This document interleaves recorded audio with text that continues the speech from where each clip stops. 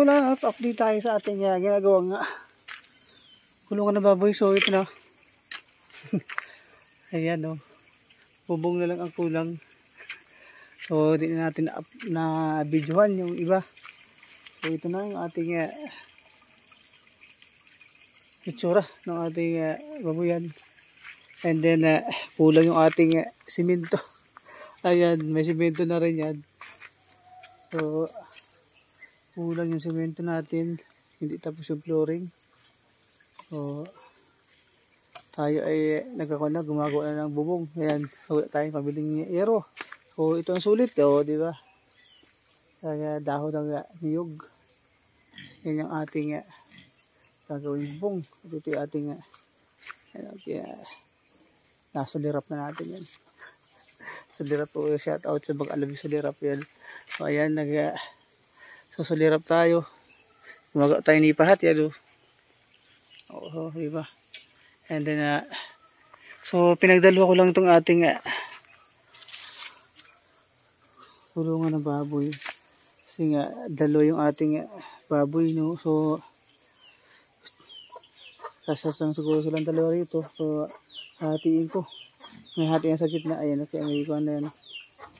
Kaya may pinakatukod sa gitna. So may hati yan sa gitna para hindi sila mag-away. Oh, ayan. So di tapos yung ating flooring. Tira-try sa bento lang yung ating ginamit. So bahaya na kasunod. Ayun. Ayun, tayo pakita ko rin sa inyo yung aking alagang baboy. So ito ay pinigay sa akin ng kapatid ko para tayo ay makapagsimula dito sa pagbababoyan. So marami siyang baboyan nga dito Ito. Ayan Dito yung mga bulaw na yan. Ito yung atin. So medyo malaki na. Yun, ito yung atin. Yan, yung medyo malaki na ito. Yan. Saka may isa pa tayong hihingin dito. Yan, hindi ko alam kung ano yung ibibigay niya sa akin ng kapatid ko. So, bali dalo yan. So, hindi ko alam kung kailan niya ibibenta ito So, bentahin na ito Hindi ko alam kung kailan ito ibibenta. So, ayan. So, update tayo sa ating ginagawang baboyan. So, magsisimula tayo. Siyempre, simula tayo sa maliit lang muna. Dalawa. So, inahinin yun. So, palalakihin natin yan. Hanggang sa maging gano'n na. Ayun, yung inahin ng sa kapatid ko yan. Napakalaking inahin yan. Malalaking lahi yan Ayan. So, medyo malawak yung talian dito. Andun pa yung isa. Nakatali. So, bali dalawang inahin ng kapatid ko. So, yung mga anak hiniwalay na niya para